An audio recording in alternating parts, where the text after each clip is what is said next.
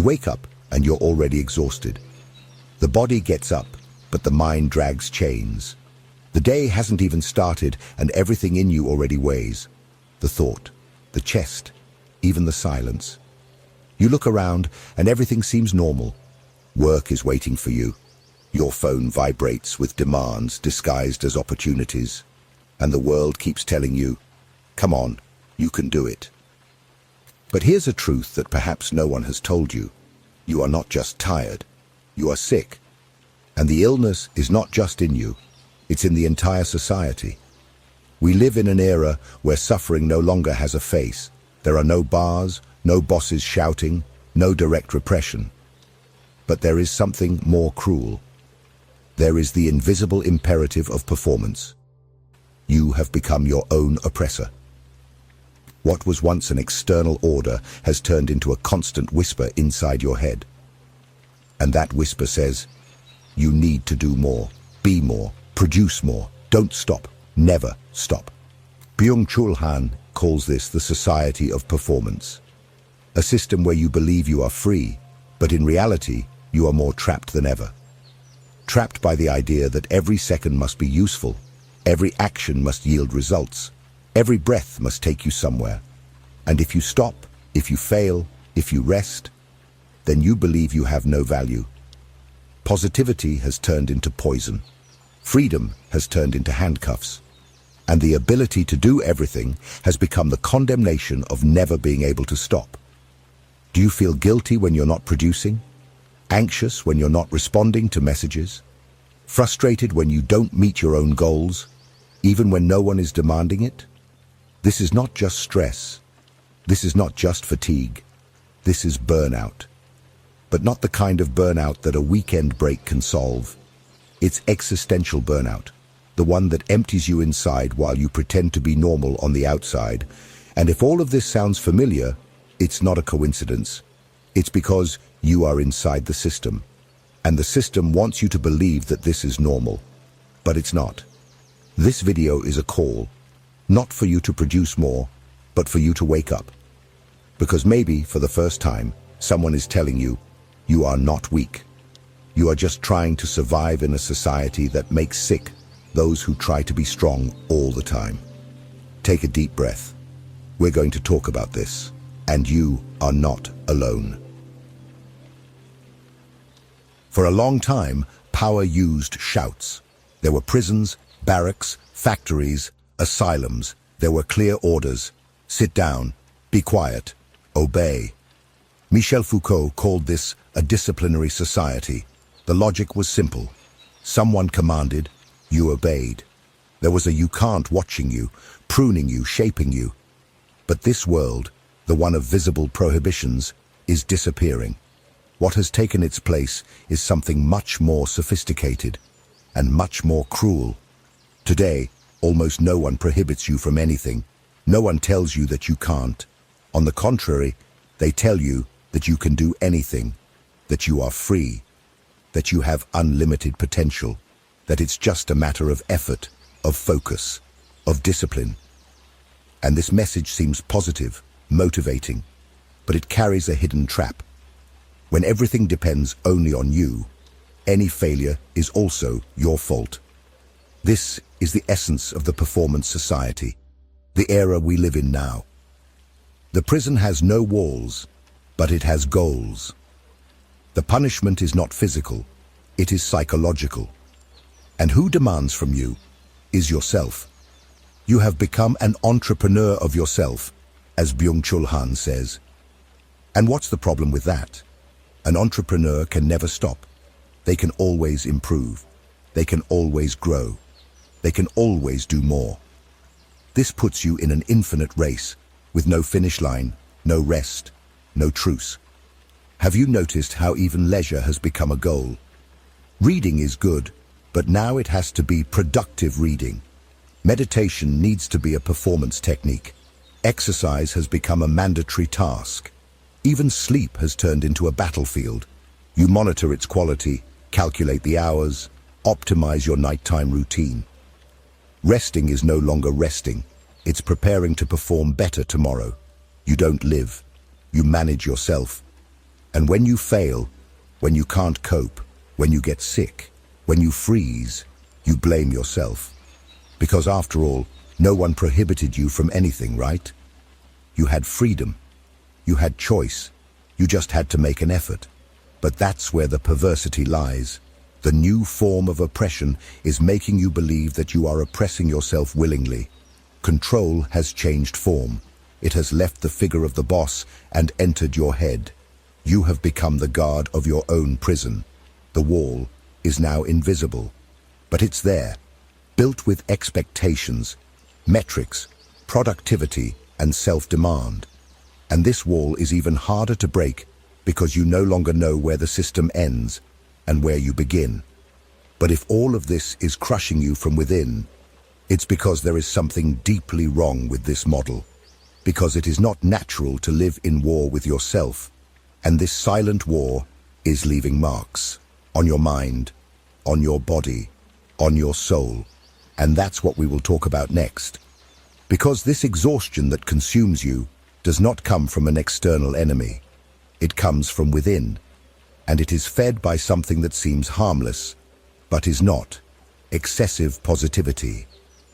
If this content is making sense to you, click the subscribe button and subscribe to the channel. Thank you for your support. You learn to smile while falling apart inside. To say that everything is fine when you are actually on the brink of collapse.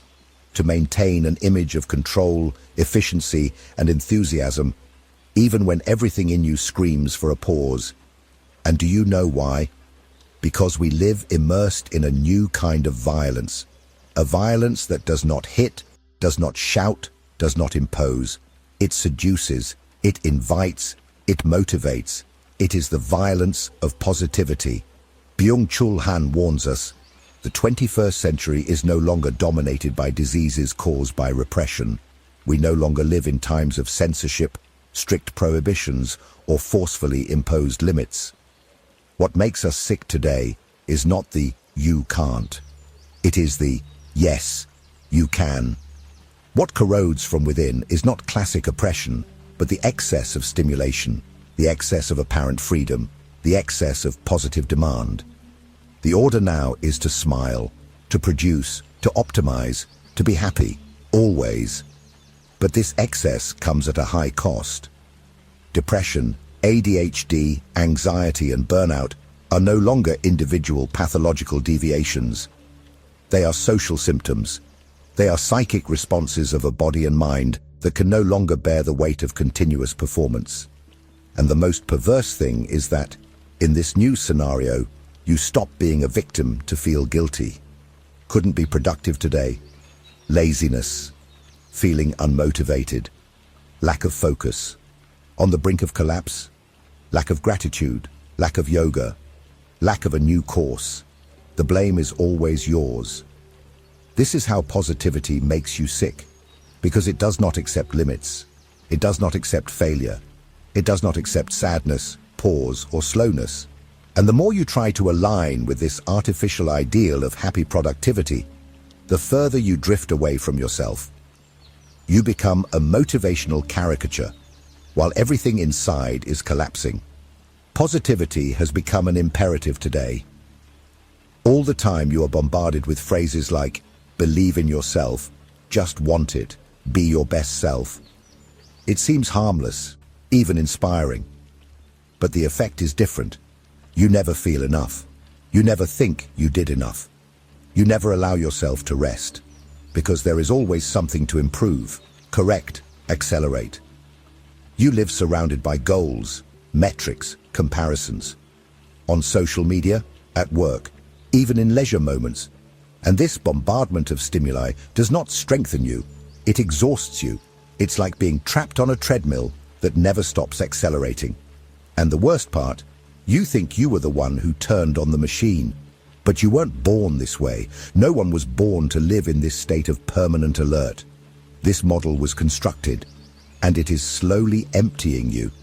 Because behind all this energy, this rush, this productivity, there is something that has been buried.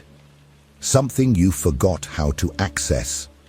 And that is what we are going to explore now.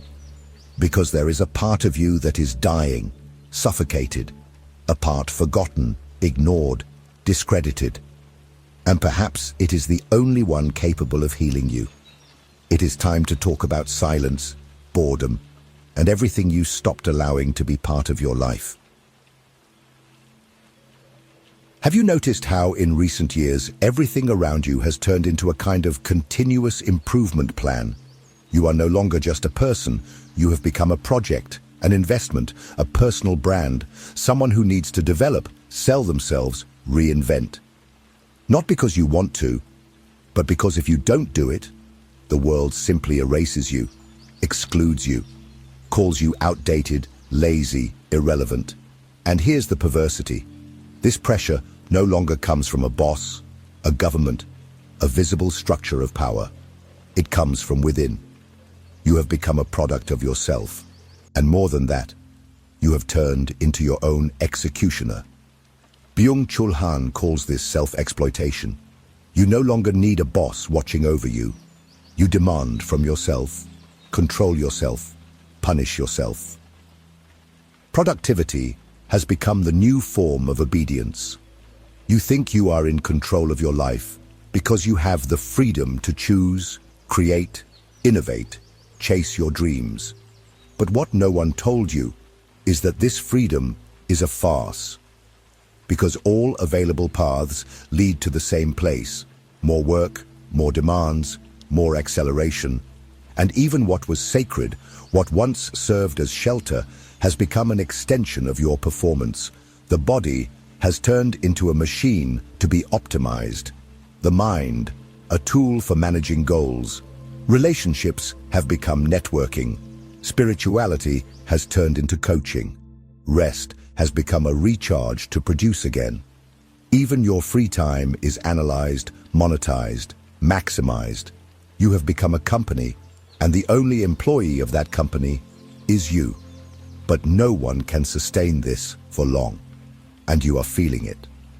The overload is not just physical, it is existential. You are present everywhere, except within yourself. You are always functioning, but never really living. And deep down, you know, the more you try to fit into this ideal of success, the further you feel from your own essence. And here comes the question that few have the courage to ask. What have you lost in this process? What was left behind while you were chasing to be a better version of yourself every day? What was silenced? What was set aside? There is a part of you that may not even remember what it is like to exist without having to justify your existence. In the next part, we will talk about this forgotten space, about the silence you avoid, the boredom that scares you, and contemplation, this rare and almost extinct skill that perhaps is what you need to rediscover now. Because you were not born to be a cog. You were born to feel, to be, to simply exist. When was the last time you allowed yourself to simply do nothing? Not plan, not respond, not consume, not justify yourself. Just be, breathe, feel time pass without the sensation of wasting it. Perhaps you don't even know how to do that anymore. And it's not your fault. You have been trained to always be active, always available, always connected. Any moment of pause is quickly filled by a notification, a new task, a short video, a motivational content. I need to solve this first. Leisure has become waste. Silence has become discomfort, and boredom has become an enemy to be exterminated. But let me tell you something that no one talks about. Deep boredom is not a flaw. It is a portal. Byung-Chul Han explains that, in the past, boredom was the fertile ground for creation, reflection, and true presence. It was within it that philosophy, art, and spirituality were born. Because boredom, the kind that is not in a hurry, that bothers you, that makes you face yourself, opens space for contemplation. And contemplation is what brings you back to your humanity. Today, however, we live immersed in fragmented attention. We jump from stimulus to stimulus like animals on high alert. Multitasking is no longer a skill. It is a survival instinct. You watch a video while responding to messages, while thinking about tomorrow's meeting, while feeling guilty for not doing more. The present has become unbearable. And this mental hyperactivity has a price. It robs you of your depth, your connection to the world, to people, to yourself. You get used to consuming everything on the surface, including your own emotions. You feel, but you don't dive deep. You reflect, but you don't deepen. You live, but you don't inhabit. That's why you are tired even after sleeping, anxious even in silence, disconnected even when surrounded by people. Because your soul has been trained to run, but has unlearned how to stop. And stopping is not weakness. Stopping is a reunion. It is in silence that you hear what the rush hides. It is in the pause that you realize how wounded you are. It is in the emptiness that you rediscover who you are, without all those layers of productivity that have been placed upon you. But this return to being requires courage. Courage to slow down, to face the discomfort of having nothing to do, to endure the emptiness until it becomes fertile, and above all, courage to say no to the imperative of performance. And that's where we enter one of the most revolutionary points of Hans' thought. A concept that may seem strange at first glance, but that perhaps contains the only real way out of this crisis we are living. The not being able as a form of freedom. In the next part, we will understand why stopping can be the most powerful act you can commit, and why, perhaps, the true rebel of our era is the one who has the courage to do nothing. If what you're hearing resonates with you, you'll find real value in my ebook, Beyond the Shadow. It breaks down Jung's core ideas and gives you tools to understand yourself more deeply. Link is in the pinned comment. You have been trained to believe that freedom is the ability to do everything, that the more possibilities you have, the freer you will be, that the ideal life is one full of achievements, movement, and autonomous decisions. But what no one explained to you is that this excess of power, choice, and initiative is also a prison. And perhaps it is the most disguised and dangerous of all. The logic of our society is simple. If you are not doing something, you are wasting life. Everything must have a purpose, a utility, a result. Even rest needs to justify its existence as energy recovery. Even silence needs to be sold as strategic self-care. Everything needs to make sense. Everything needs to be profitable. Everything needs to generate something. But Byung-Chul Han presents us with a radical idea.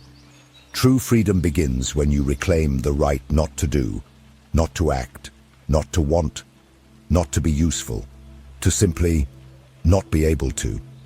This seems counterintuitive, doesn't it?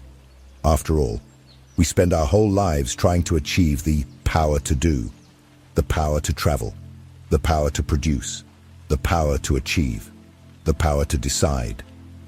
But the power to do has become an imperative. You can, so you must. And what if you don't want to? What if you can't? What if you are simply tired? The answer you hear from society is clear: you have failed.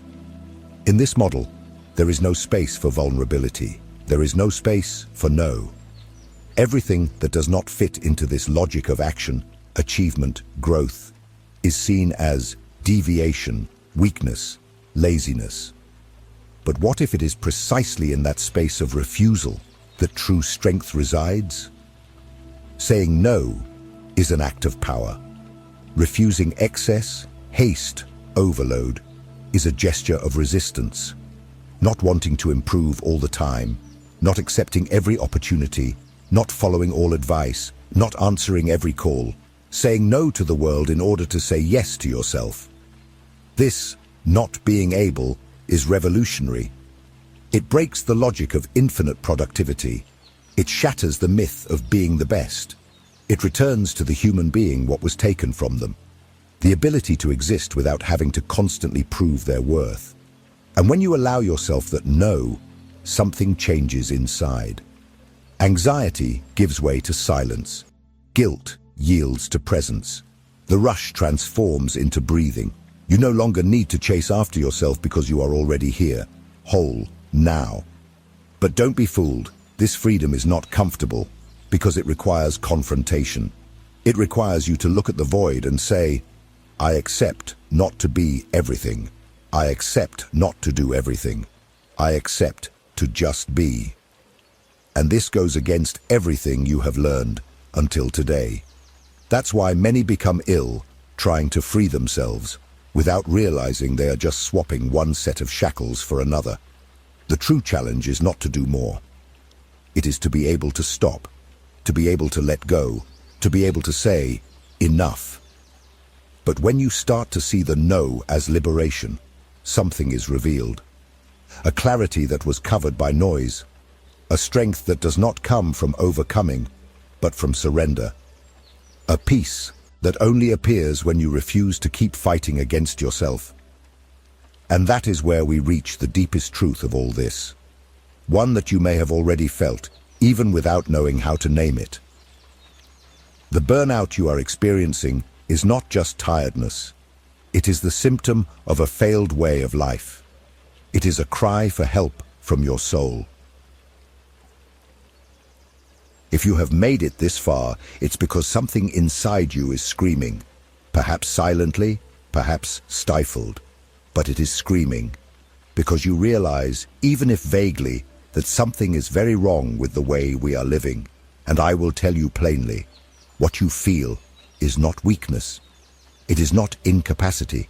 It is not a lack of mental strength. It is a natural response to a system that demands the impossible and labels as failure those who cannot deliver. You are not failing because you are tired.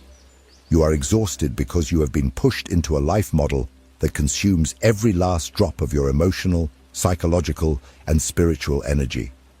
A model that has turned each individual into a production machine, a showcase of performance, an avatar of success. And in this mad race for an unattainable ideal of achievement, what is lost is the most precious, meaning. Byung-Chul Han is clear in saying that burnout is not an anomaly. It is not an exception.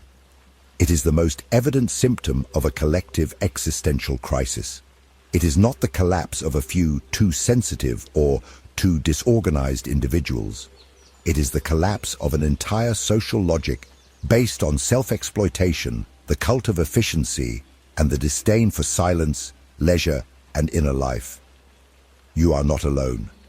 This pain you carry, this fatigue that doesn't go away, this feeling of emptiness, even when everything should be fine, is not your fault. It is a cry from your body and soul asking for a different rhythm, a different perspective, a different way of being in the world. And this way begins with a simple yet powerful choice: to refuse to continue living the way things are. Perhaps you still don't know how to get out of this. Perhaps everything I have said so far has touched you in some deep place. But you don't know what to do with that feeling. That's okay. The first step is not to act. The first step is to recognize, to feel, to allow yourself to look within without filters, without defenses, without justifications. And if you identified with all of this, if this video spoke to something you didn't even know you needed to hear, I want to ask you one thing. Comment down below. Tell me how you're feeling. Tell me if this resonated with you. Because when we share, we recognize ourselves. And when we recognize ourselves, healing begins. Keep watching the next video. It is important, just as much as this one. Because transformation does not happen all at once. It happens in layers, in conversations, in reflections that accumulate until one day you wake up different, more whole, more aware, more free.